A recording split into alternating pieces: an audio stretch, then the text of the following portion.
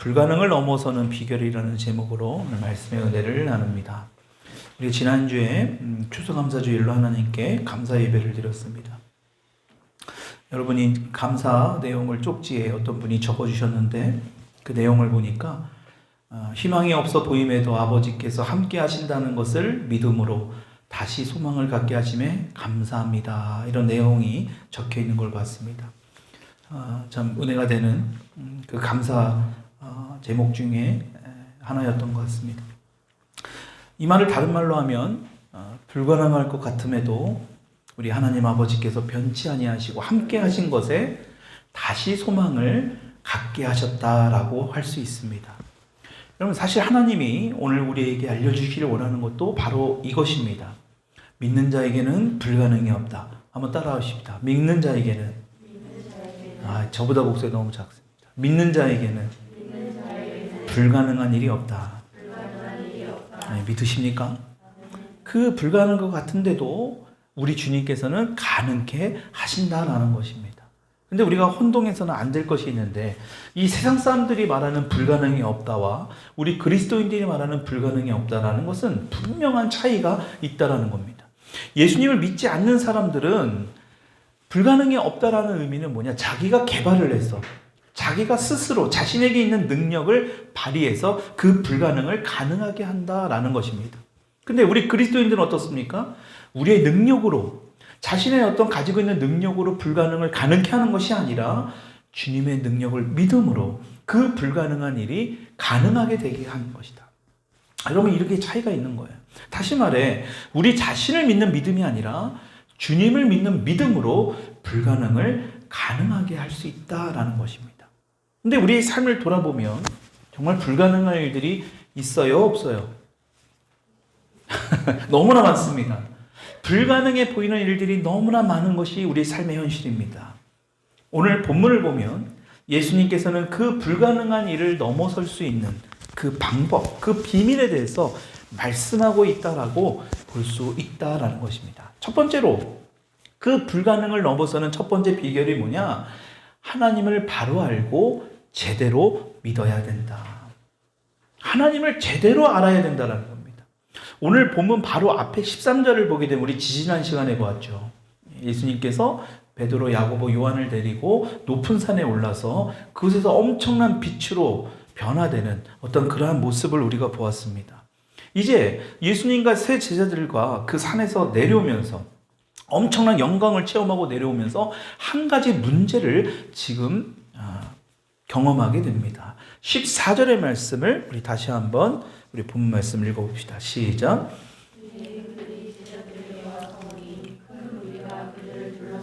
서기관들과 그들과 더불어 변론하고 있더라. 변론한다는 말은 다투더라라는 말입니다. 그러니까 베드로, 야고보, 요한을 제외한 지금 나머지 9명의 제자들이 엄청나게 많은 무리들에게 둘러싸여가지고 지금 그 서기관들과 변론하고 있다. 다투고 있다. 무엇 때문에 다투고 있느냐? 17절의 말씀 봅시다. 시작. 하나가 대답하되, 18절도 귀신이 어디서든지 그를 잡으면 그리고 파리해지는지라. 내가 선생님의 제자들에게 내쫓아 달라 하였으나 그들이, 이게 무슨 얘기입니까? 예수님이 지금 그 높은 산에 올라서 엄청난 영광을 경험하고 그런 상황에 계실 때, 그러니까 예수님이 안 계신 거죠.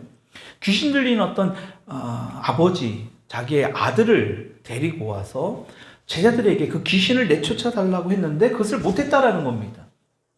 여러분, 그런데 제자들은 우리가 앞에서도 보면, 마가복음 6장에서도 보면 예수님으로부터 권능을 받고 병든 자도 고치고 귀신을 쫓아내는 그러한 사역을 했습니다. 그 경험이 있어요.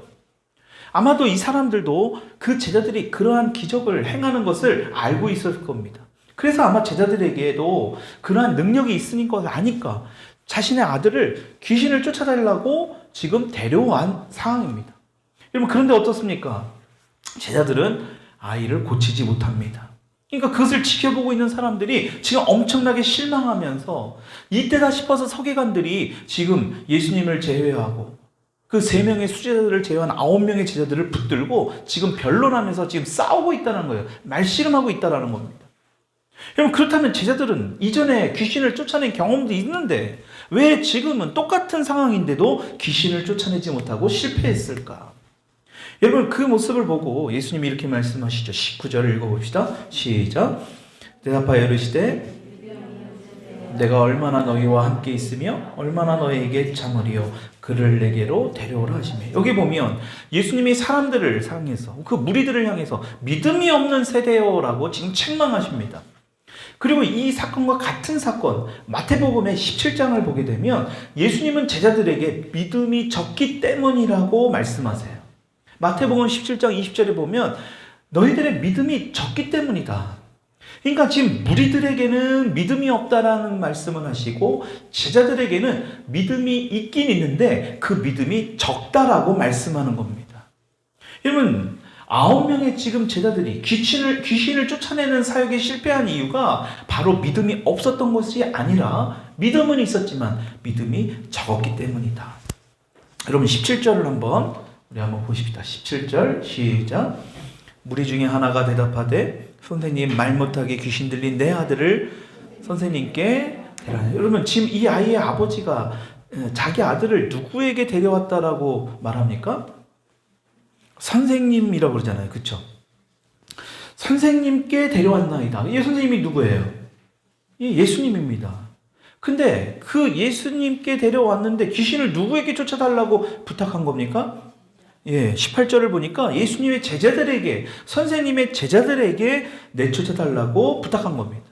그러니까 예수님께 자기 아들을 고쳐달라고 데려왔는데, 자기 아들을 지금 예수님이 안 계시니까 어떡합니까? 급한 대로 제자들에게 부탁한 겁니다. 여러분, 잘 생각해 보십시오. 예수님께 고쳐달라고 왔으면 급하니까 예수님이 아니라 다른 어떤 누구에게 맡길 것이 아니라 지금 기다려야 되잖아요. 예수님이 뭐 어디로 떠나신 것도 아니고 금방 오실 수 있는 그런 상황이지 않겠습니까? 물어봤을 거예요. 분명히 어디 가셨느냐. 아마도 9명의 제자들에게도 기록되어 있지 않지만 아마도 물어봤을 겁니다. 그러면 기다렸어야 되잖아요. 이미 이 아들은 당장 죽을 수 있는 그런 상황도 아니에요. 이전에도 귀신 들리는 증상이 있었음을 우리가 성경을 보면 알 수 있습니다. 그러면 예수님을 좀 기다렸어야지. 근데 이 아버지는 그냥 제자들에게 고쳐달라고 합니다. 그래서 예수님께서 이 아버지의 문제가 무엇인지를 명확하게 말씀하세요.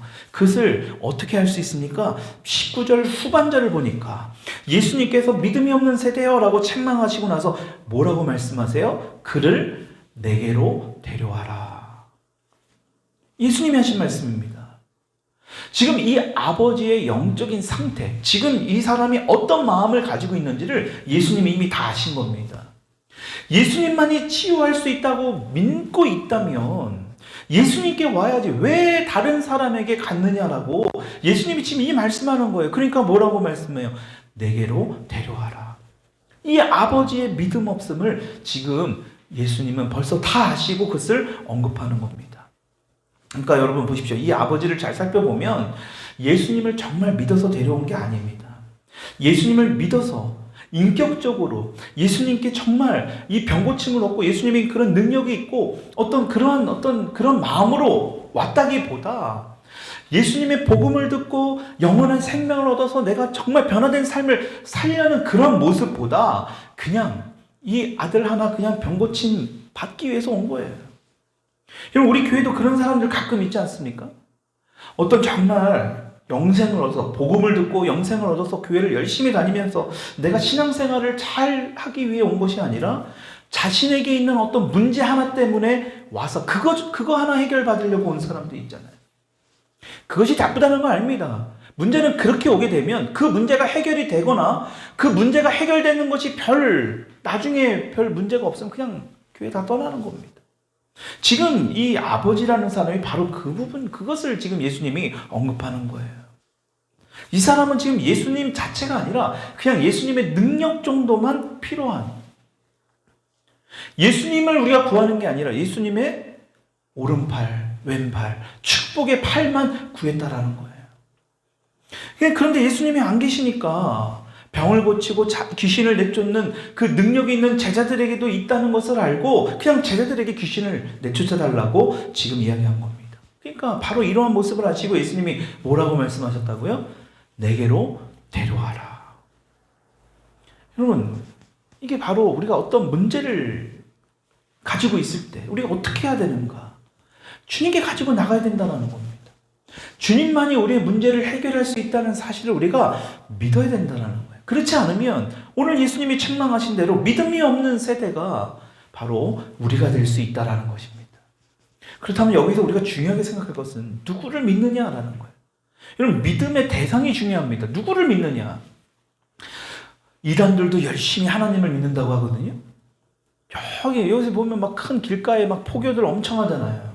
말을 섞어서도 안 되고 그들하고 뭔가 대화를 해서도 안 됩니다. 그냥 지나오면 돼요. 뭐 이야기를 들을 것도 없습니다. 잠깐 뭐 적고 가세요라고 그런 거 친절하게 대할 거 한 개도 없습니다.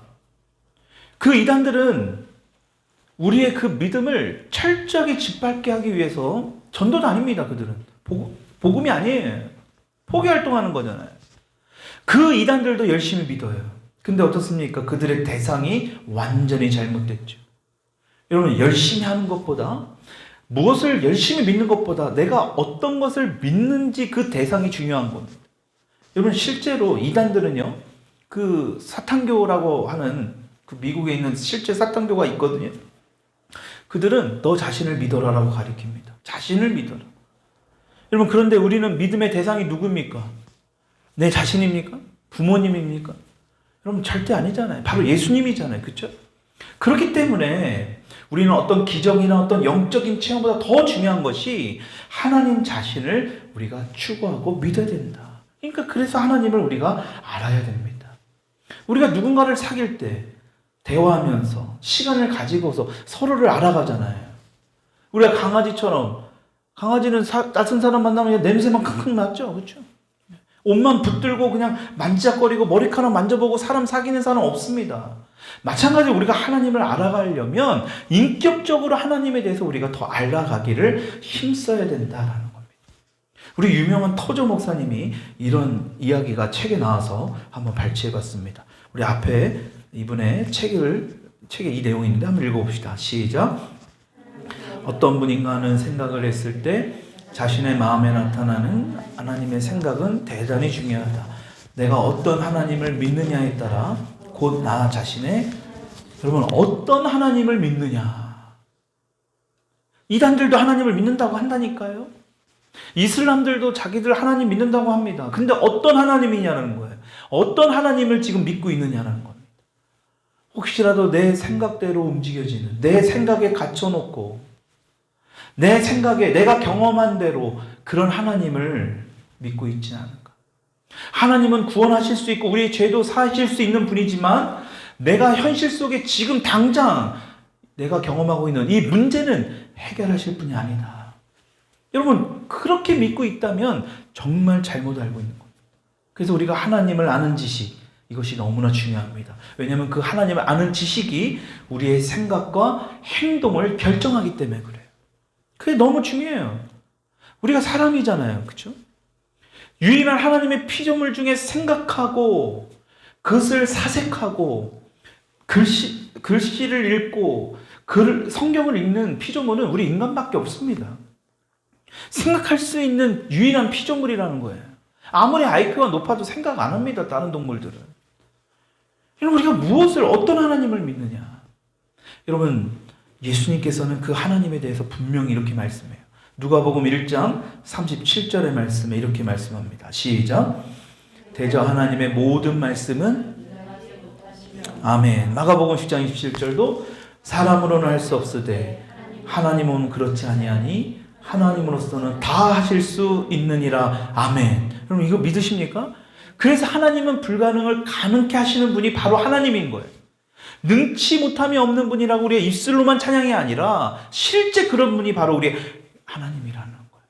그러니까 이 전능하신 하나님을 믿고 그분의 능력을 알아가는 사람, 인격적으로 알기를 힘쓰는 사람, 그 사람에게 그 주님의 놀라운 능력이 우리의 삶에 미치게 된다. 그래서 그 능치 못할 일들을 경험하게 된다는 겁니다. 두 번째로 불가능을 넘어서는 두 번째 비결은 뭐냐? 믿음이 있어야 됩니다. 여러분, 불가능을 넘어서는 그 방법이 하나가 바로 믿음이에요. 너무 많이 들었죠, 믿음. 여러분, 근데 믿음을 우리가 어떻게 생각하고 있느냐? 여러분, 예수님은 무리를 향해서 믿음이 없는 세대라고 하시고 제자들에게는 믿음이 적은 제자들이라고 책망하십니다. 여러분, 어떤 믿음이 적은 겁니까? 분명히 지금 예수님의 제자들은 예수님으로부터 권능을 받고 귀신을 쫓아내고 병든 자도 고치는 그러한 기적적인 일들을 행했어요. 그래서 마가복음 6장 12절로 13절에 이렇게 나와요. 같이 읽읍시다. 시작. 많은 귀신을 쫓아내며, 네, 지금 예수님의 제자들이 이러한 경험을 했다는 겁니다. 지금 상황을 보면 베드로, 야고보, 요한을 빼면 제자들은 9명이 남아요. 베드로, 야고보, 요한은 대표적인 예수님의 수제자들입니다. 근데 지금 그들이 없어요. 왜? 예수님하고 같이 산에 올라갔으니까. 그때 귀신 들린 아이를 데리고 이 아버지가 찾아온 겁니다. 이 장면을 한번 상상해 보십시오. 나머지 9명의 제자들의 마음이 어땠을까? 야, 드디어 수제자라고 할 수 있는, 어찌 보면 왜 자기들은 빼놓고 데려간 거잖아요. 베드로만 수제자가 될 수 있어? 우리도 할 수 있다. 뭔가 나도, 우리도 이 사람의 이 병을 고칠 수 있다. 귀신을 쫓아낼 수 있다. 그런 어떤 자신감이라보다 자만감이라고 할까요? 어떤 교만이 이 9명 제자들에게 있었을 거예요. 그러니까 어떡합니까? 아무리 애를 써도 귀신이 나가지 않아요. 아무리 노력해도 예수님이 가르쳐 주신 대로 했는데도 안 되는 겁니다. 얼마나 당황스럽겠습니까? 왜 그랬을까요? 바로 이 제자들의 초심을 잃어버린 거예요. 예수님이 처음으로 자기들에게 권세를 주어지고 그 권세를 통해서 이들이 막 기적을 행합니다. 그때 이들의 마음은 어땠을까요? 야, 정말 될까? 근데 진짜 해니까 되거든요. 그래서 주님을 의지하면서 기도하면서 실제로 병이 낫고 귀신이 쫓겨나는 것을 경험하니까 너무나 막 신이 났을 거예요. 근데 지금은 어떻습니까? 그때 그런 마음이 없습니다. 자기들이 뭔가 할 수 있다라는 생각, 아마도 그들의 마음을 지배했을 거예요. 그러니까 간절하게 주님을 의지하기보다는 이전에도 했으니까, 내가 그렇게도 했으니까, 그렇게 한번 자신의 능력을 믿다가 결국에는 실패하게 된다. 여러분, 하나님을 믿는다는 게 바로 이겁니다. 자신의 약함을 인정해야 돼요. 그래서 주님만을 의지할 때 전능하신 주님을 우리가 경험할 수 있다. 근데 자신의 능력을 믿게 되면 결국에는 실패하게 된다라는 겁니다. 그러니까 예수님이 뭐라고 말씀하신다고요? 내게로 데려와라 말씀하시잖아요. 여러분, 우리가 이 말씀을 기억해야 됩니다. 어떤 어려움이 닥쳐도 내가 할 수 있다 이게 아니라 겸손하게 예수님께서 말씀하신 그 말씀을 기억하면서, 그래서 그 주님을 의지하면서 그 문제를 가지고 주님 앞에 나아갈 때 그 문제는 해결된다라는 겁니다. 근데 또 다른 사람의 유형이 있습니다. 어떤 문제를 만났을 때 이렇게 제자들처럼 자신의 이전의 어떤 경험을 통해서 교만한 모습으로 자신의 능력을 의지하는 사람이 있는 반면에, 또 어떤 사람은 자신의 어떤 아무것도 할 수 없다라는 그 자신감도 전혀 없는 두려움에 떠는 사람의 모습도 있습니다. 여러분, 그러나 자기가 할 수 있는 일임에도 불구하고 아무것도 하지 않으면, 그러면서 하나님만 의지한다라고 입술로만 그러면 그건 믿음이 아닙니다. 그것은 게으름이에요. 내가 할 수 있음에도 불구하고 아무것도 하지 않고 두려워한다라는 것, 여러분, 그것 또한 하나님이 원하는 것이 아니다라는 거예요. 그래서 우리는 생각을 바꿔야 돼요. 수만 가지의 생각을 합니다. 우리가 어떤 생각을 하고 있는지를 우리가 스스로 점검해 볼 필요가 있다는 겁니다. 여러분, 이제 이 아이의 아버지가 예수님 앞에 아이를 데리고 나오자 귀신이 어떻게 합니까? 20절의 말씀 읽어봅시다. 20절 시작. 20절이 없나요? 20절 시작.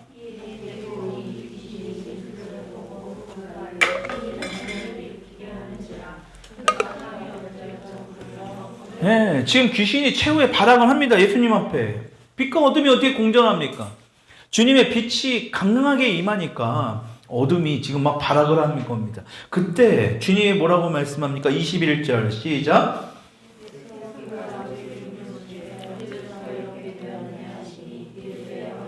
네, 어릴 때부터 그랬던 거예요. 22절, 귀신이 그를 죽이려고 불과 물에 자주 던졌나이다. 그러나 무엇을 하실 수 있거든 우리를 불쌍히 여기사 도와주옵소서. 여기서 우리가 잘 봐야 될 대목이 바로 이겁니다. 무엇을 하실 수 있거든. 왜 이 아버지는 이렇게 말했을까요? 예수님은 이미 이 사람의 상태를 다 알고 계셨습니다. 이 아버지가 어떤 마음으로 이 자리에 있는지 예수님은 이미 다 꿰뚫어 보신 거예요. 아니나 다를까? 이 아버지라는 사람이 무엇을 하실 수 있거든. 여러분, 왜 이 사람은 이렇게 말했을까? 이미 한 차례 제자를 통해서 그 능력이 없는 것을 경험한 겁니다. 그러니까 예수님께도 이 사람은 별 기대를 하지 않은 거예요. 그러니까 이 아버지의 영적인 상황을 아시고 결정적인 예수님께서 이러한 말씀을 하시죠. 23절입니다. 시작. 예수께서 이르시되 할 수 있거든이 무슨 말이냐. 믿는 자에게는 능히 하지 못할 일이 없느니라 하시니. 믿는 자에게 불가능이 없다. 네가 지금 할 수 있거든이 무슨 말이냐. 할 수 있거든이라는 말이 뭡니까? 만일 할 수 있다면. 만일이라는 말이 웬 말이냐. 예수님이 지금 그것을 지적하는 거예요. 왜 예수님이 이 말씀을 지적했을까요? 믿음 없이는 너희 아들이 고침을 받는 그런 기적을 경험할 수 없기 때문에. 여러분, 믿음이 없이는 여러분들이 가지고 있는 어떤 기도 제목 결코 이루어질 수 없음을 예수님이 알고 있기 때문에 그런 믿음을 지금 언급하고 있다는 겁니다. 할 수 있거든이 뭔 말입니까? 돼도 좋고 안 돼도 좋고, 아니, 주시면 감사하고 안 돼도 뭐 상관없고. 여러분, 그런 마음으로 간절히 주님을 구하는 믿음이 아니잖아요. 주님을 진정으로 믿는 믿음이 아니잖아요. 그래서 예수님은 이 땅에서 그 아버지의 능력을 믿는 믿음으로 우리에게 보여주신 거예요. 그래서 그러한 믿음을 가질 수 있도록 이 아이의 아버지도 지금 초청하고 있는 겁니다. 너의 생각을 바꿔야 된다. 네가 가지고 있는 영적인 상태, 지금 믿음이 없는 그 상태, 고칠 수도 있거든, 뭐뭐 할 수 있거든, 이게 무슨 말이냐 도대체. 그런 영적인 상태에서는 결코 너가 그 기적을 경험할 수 없다. 지금 예수님이 그 말씀을 하는 거예요.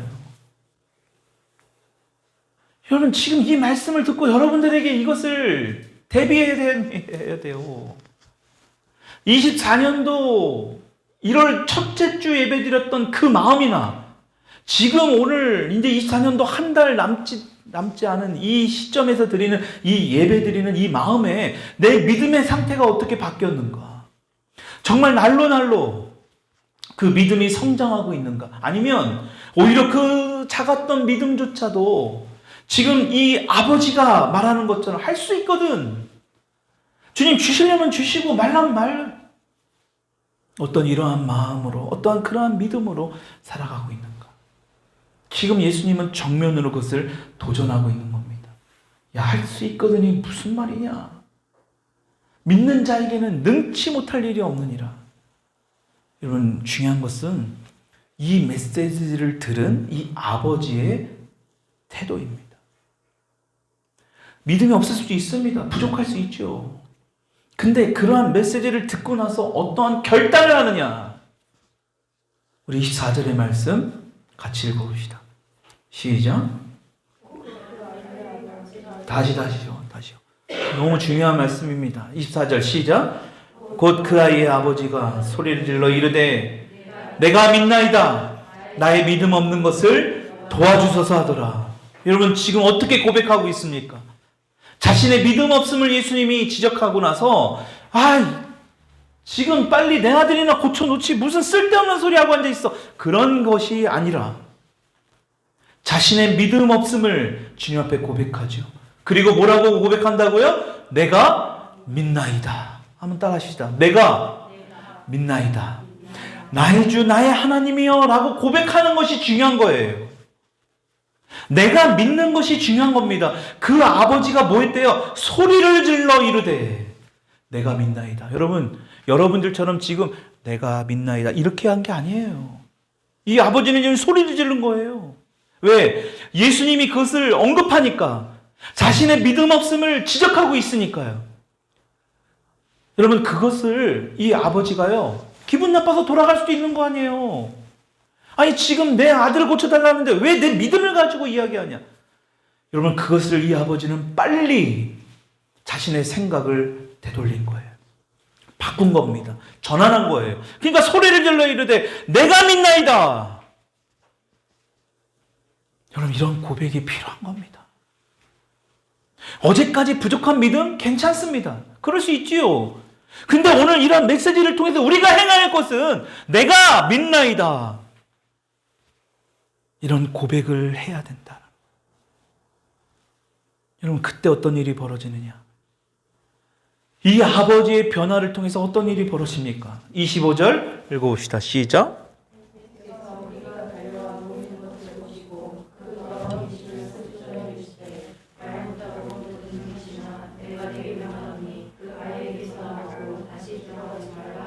네, 26절. 귀신이 소리 지르며 아이로 심히 격려를 일으키게 하고 나가니 그 아이가 죽음같이 되어 많은 사람이 말하기를 죽었다나. 그러니까 지금 귀신이 나가버린 겁니다. 내가 믿나이다. 주님을 믿는 그 믿음을 통하여 기적을 지금 경험하게 된 거예요. 어렸을 때부터 얼마나 이렇게 힘든 귀신의 발작을 벌였겠습니까? 여러분, 그것을 지금 이 아버지가 기적을 경험하게 된다. 주님을 믿어야 돼. 의심하는 마음이 아니라, 하려면 하고 말라면 말고, 그것이 아니라 명확하게 지금 내가 믿나이다 고백하는 이 아버지처럼. 여러분, 그러한 믿음이 있어야 된다는 겁니다. 마지막으로 불가능을 넘어서는 세 번째 비결이 뭐냐? 기도해야 한다라는 겁니다. 한번 따라합시다. 기도해야 합니다. 9명의 제자들은 왜 자기들은 귀신을 쫓아내지 못하는가에 대해 예수님께 여쭤봅니다. 왜? 이전에도 그런 경험을 해봤는데 왜 오늘은 안 되느냐? 28절 읽어봅시다. 시작. 집에 들어가심에 제자들이 조용히 묻자오되 우리는 어찌하여 능히 그 귀신을 쫓아내지 못하나이까? 예전에는 쫓아냈는데 왜 안 됩니까, 예수님? 그러니까 예수님이 뭐라고 말해요? 말씀하세요. 이르시되 기도 외에 다른 것으로는 이런 종교가 나갈 수 없느니라. 어떤 성경에는 기도와 금식 외에는. 기도 외에는 여러분, 제자들이 실패한 이유가 이 기도 때문이다라는 겁니다. 어떻게 기도했느냐라는 거예요.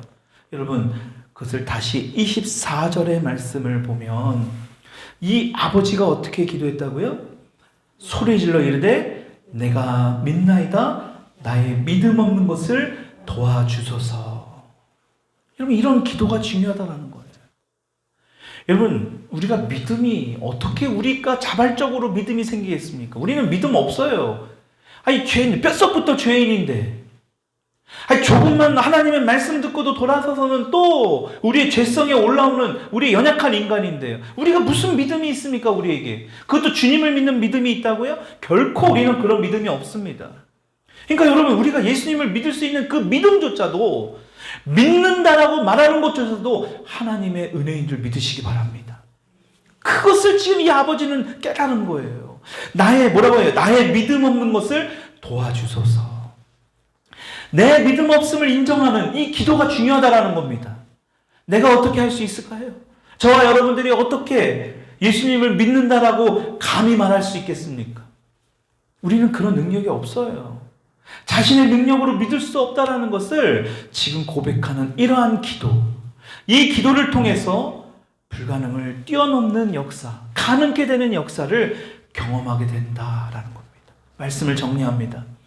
불가능을 넘어서는 첫 번째 비결이 뭐라 그랬죠? 하나님을 제대로 바로 알아야 된다. 그러니까 하나님을 아는 지식이 너무 중요한 겁니다. 두 번째, 불가능을 넘어서는 비결은 바로 믿음입니다. 어떤 믿음? 할 수 있거든이 무슨 말이냐?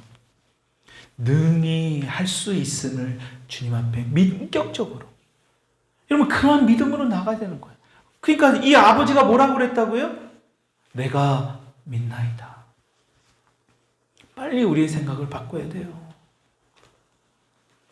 여러분, 24년도 이렇게 금방 갈 줄 알았어요? 25년도 금방 갈 거고 26년도도 금방 갈 겁니다. 고로 저와 여러분들의 인생도 금방 갈 겁니다. 한나라도 젊은 시절 때 빨리 우리의 생각을 바꾸십시오. 어디로 바꿔야 되느냐? 하나님께로 바꿔야 돼요. 그 믿는 인격적으로 믿을 수 있는 그 예수 그리스도께 우리의 믿음의 그 생각을 바꿔야 된다. 마지막으로 불가능을 넘은 세 번째 비결이 바로 기도해야 된다. 자신에게 믿음을 달라고 기도하시고 예수님을 정말 그 진리가 되시는 그 예수님을 더 알아가기를 원하는 그런 기도를 해야 된다.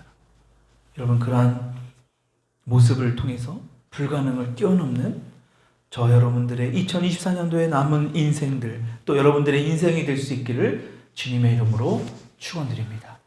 우리 같이 이 시간 기도하십시다.